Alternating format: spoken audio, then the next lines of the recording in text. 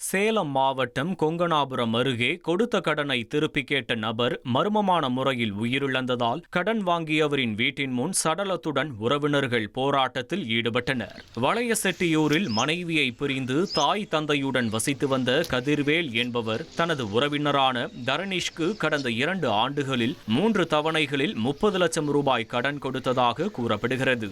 கடந்த மாதம் கொடுத்த கடனை கதிர்வேல் திருப்பி கேட்டபோது தரணீஷ் அடியாட்களை வைத்து தாக்கியதாக கூறப்படுகிறது.